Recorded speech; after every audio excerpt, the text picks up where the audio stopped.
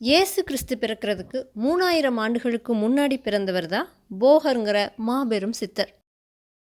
பழனியில் இருக்கிற நவ பாஷாண சிலையை செய்தவர் இவர்தான்.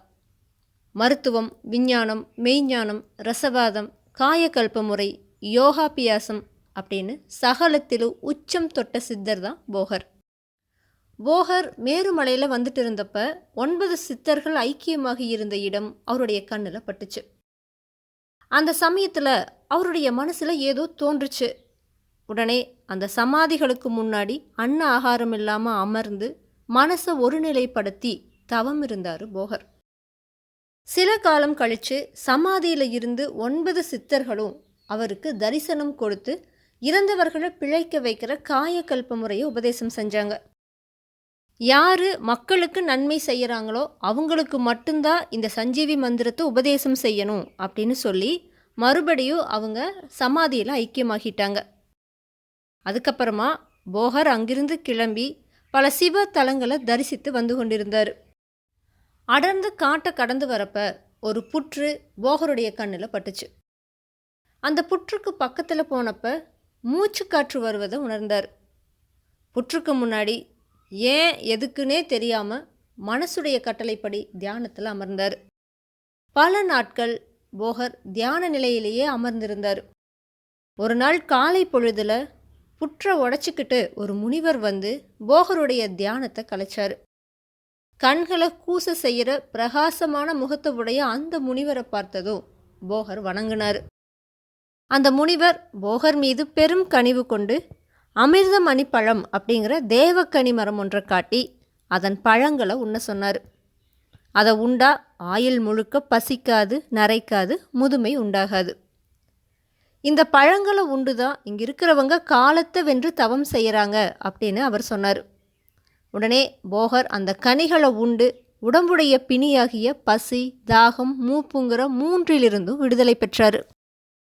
இப்படி படிப்படியாக முன்னேறிய போகருக்குள்ள சில விசித்திரமான எண்ணங்களும் ஏற்பட்டுச்சு. அவை முழுக்க முழுக்க மனித சமுதாயம் தொடர்பானவை தான். ஒரு உயிர் எதனால் மனித பிறப்பை எடுக்குது? அப்படி பிறக்கிறப்ப அது எதன் அடிப்படையில் ஏழையுடைய வயிற்றிலும் பணக்காரனுடைய வயிற்றிலும் பிறக்குது?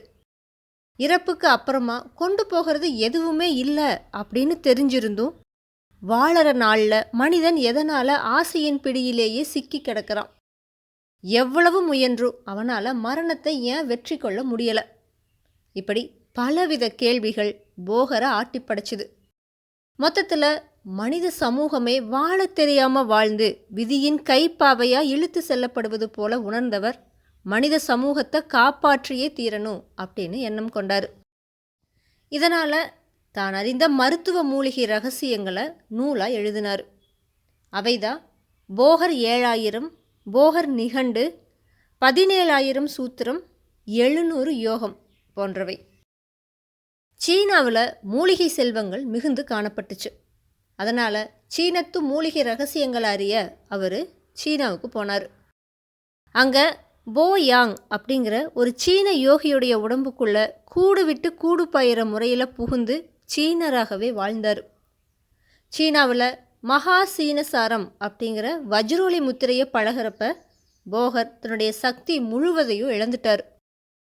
இப்படி போகர் தன்னுடைய தவசக்தி முழுவதையும் இழந்துவிட்ட நிலையில் அவருடைய சீனத்து சீடரான யூ அப்படிங்கிறவர் போகரை மறுபடியும் இந்தியாவுக்கு அழைச்சிட்டு வந்தார். இந்த யூங்கிறவர் தான் புலிப்பாணி சித்தருங்கிற இந்திய பெயர் கொண்டவர். இழந்த தன்னுடைய வலிமையை திரும்ப பெற தன்னுடைய சீடரையே தனக்கு உபதேசிக்கும்படி போகர் சொன்னார். அதுக்கு புலிப்பாணியோ இது முறையல்ல அப்படின்னு மறுத்துட்டார். இதனால் போகர் தண்டத்தை வச்சு அதுக்கு புலிப்பாணியை உபதேசிக்க செஞ்சு அதுக்கப்புறமா அந்த தண்டத்திலிருந்து உபதேசம் பெற்றார். பிறகு பல காலம் தவம் இருந்து தன்னுடைய பழைய நிலையை பரிபூரணமாக பெற்றார். போகர் ஒரு பெரிய சித்தருங்கிறத அறியாமல் சில அந்தணர்கள் போகருடைய கோலத்தை கண்டு ஏளனம் செஞ்சாங்க. ஆனால் போகரோ அவங்களுடைய ஏழ்மையை போக்க நினச்சார். ஞானத்தை உபதேசிக்க வேண்டும்னு நினச்சார். உடனே கொஞ்சம் தூரத்தில் ஒரு பூனை கண்ணில் பட்டுச்சு. அந்த பூனைக்கு பக்கத்தில் அமர்ந்து வேதத்தை அதோட காதில் ஓதி அதுக்கு பேசுகிற திறனை கொடுத்தாரு. அந்த பூனை வேத மந்திரங்களை வீதியில் அமர்ந்து சொல்லத் தொடங்குச்சு. இதை பார்த்த அந்தணர்கள் போகர் பித்தன் அல்ல சித்தன் அப்படிங்கிறத புரிஞ்சுக்கிட்டு எங்களை மன்னிக்கணும் அப்படின்னு சொல்லி அவங்க போகரை தங்களோட இல்லத்துக்கு அழைச்சிட்டு போனாங்க. அவங்களுடைய வீடுகளில் இருந்த உலோகப் பொருட்களை போகர் ரசவாதத்தினால தங்கமாக மாற்றினார். அந்தணர்கள் சித்தருடைய திறனை கண்டு அதிசயித்தாங்க. கலியுகம் தொடங்கிறதுக்கு முன்னாடி சித்தர்கள் கூட்டம் ஒன்றை நிறுவினார் போகர். கொங்கணவர், கருவூரார், நந்தீஸ்வரர், கமலமுனி, மச்சமுனி ஆகியோர் அவருடைய சீடர்களாக ஆனாங்க. போகர் அவங்களுக்கு காயக்கல்ப யோக முறைகளை கற்பித்தார். வரப்போகிறது கலியுகம், இருண்ட காலம். அதனால் மனித குலத்தை ஆன்மீக பாதையில் எப்படி முன்னேற்றுவது அப்படின்னு அவர் நினச்சாரு. பழனிமலைக்கு வந்த போகர் அங்கே கடுமையான தவத்தில் ஈடுபட துவங்கினார். அவருடைய தவத்தின் பயனா முருகப்பெருமான் அவருக்கு முன்னாடி காட்சி கொடுத்தாரு.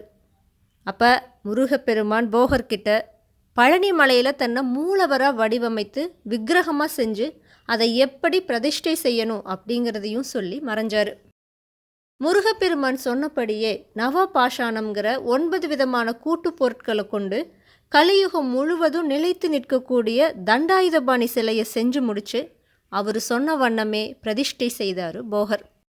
அதுக்கு உரிய பூஜை நியமங்களையும் வகுத்து அந்த முறைகளை தம்முடைய சீடரான புலிப்பாணி சித்தருக்கு போதித்தார். அதுக்கப்புறம் புலிப்பாணி சித்தர்கிட்ட அந்த பொறுப்பை ஒப்படைச்சிட்டு போகர் சதுரகிரி, சிவகிரி ஆகிய மலைப்பகுதிகளில் தவம் மேற்கொண்டார். இறுதியாக பழனிக்கு திரும்பிய போகர் அங்கே சொரூப சமாதி ஆனார். பழனியில் தம்முடைய ஸ்தூல சரீரத்தை விட்டு அகன்ற போதும் சூட்சும நிலையில் சமுதாயத்தை வழிநடத்தி வரார். போகரை வணங்கி தியானிப்பவர்கள் தம்முடைய உள்ளத்தில் அருள் கிளர்ச்சி, அகத்தூண்டுதல் ஏற்படுவதை அனுபவபூர்வமாக உணர்றாங்க.